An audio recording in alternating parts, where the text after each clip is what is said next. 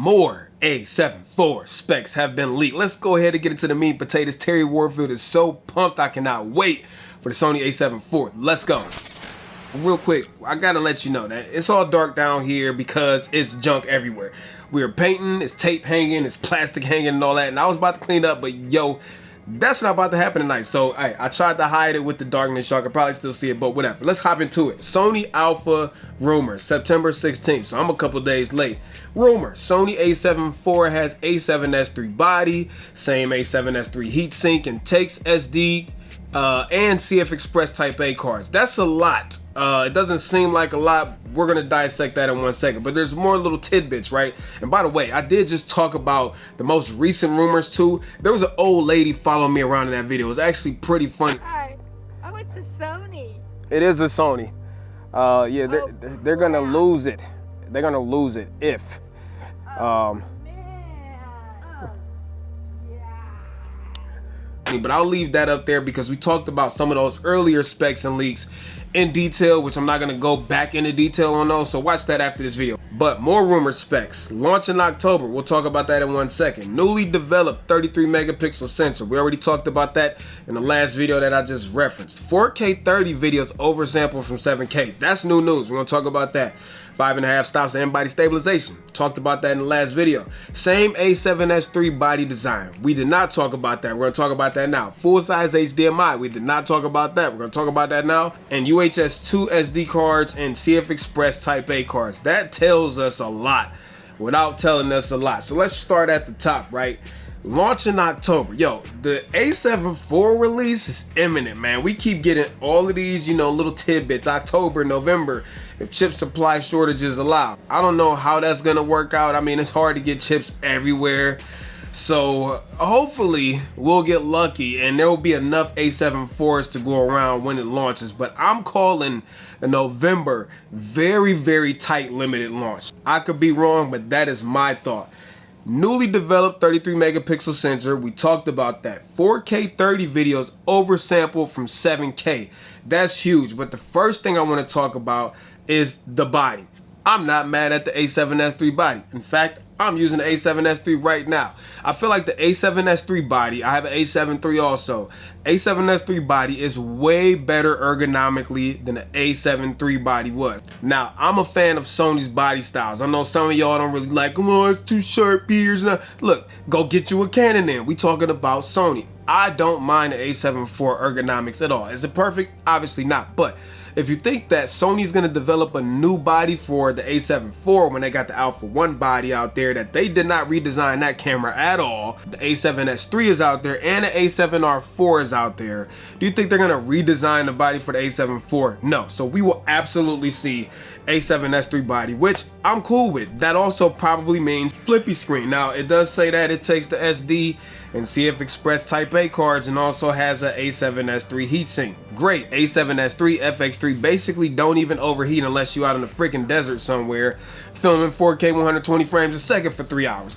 I've never run into a situation where my A7S3 is overheated. I use this thing every single freaking day, and I think SD and CF Express cards tells us something. That tells us something about the chipset that's gonna be inside the A7 IV. I said this in the last video. I expect Sony to put the Bions XR processor into the Sony A7 IV. The A7 III was kind of slow.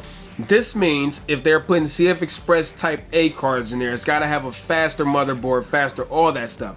That also means if they're putting CF Express Type A cards in there, that the A7 IV will support better codecs, faster bit rates, etc. Why else would they be putting a super fast card slot in there? Exactly. So let's talk about that real quick. If we have CF Express Type A and also a new processor, that means we get a way better buffer, at least I'm hoping.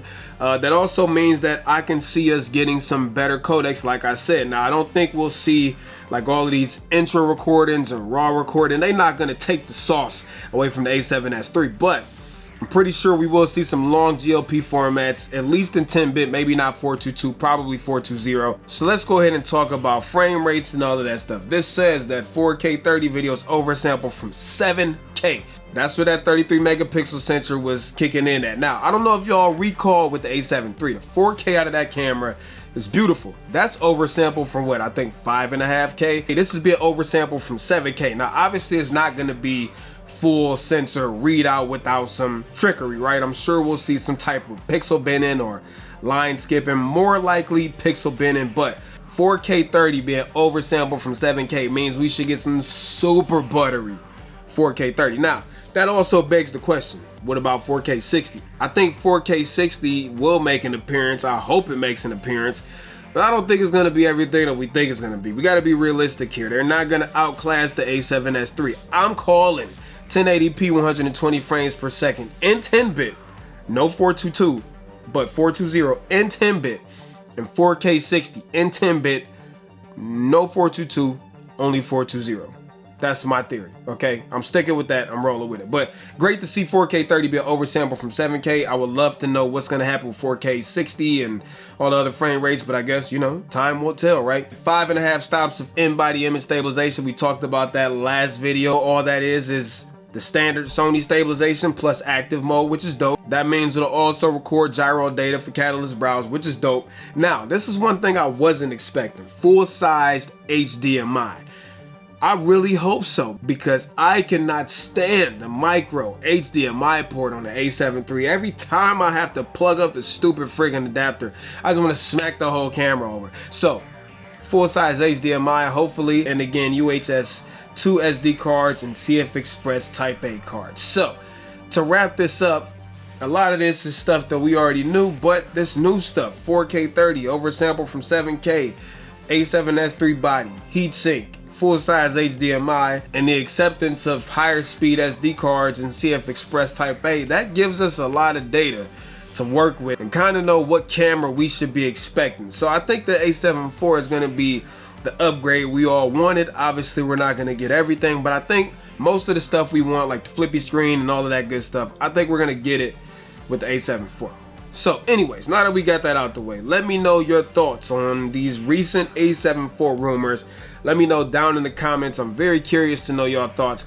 I can't wait for the A7 IV to surface and get it in my hands and get all personal and everything with it. Okay, that got weird real quick. I can't wait to see what the A7 IV brings to the table, and I think that's it. So I'm gonna go ahead and get out of here. Thanks for watching. If you made it this far, piece of chicken grease. I'm out, Terry Warfield. Peace. Rumors. Let's hop into it. Sony. Let's hop into it. Sony. I tried to hide it and all of that, but it just is what it is, right? Let's. And UHS. And UHS 2. And UHS 2. So let's talk about that real quick.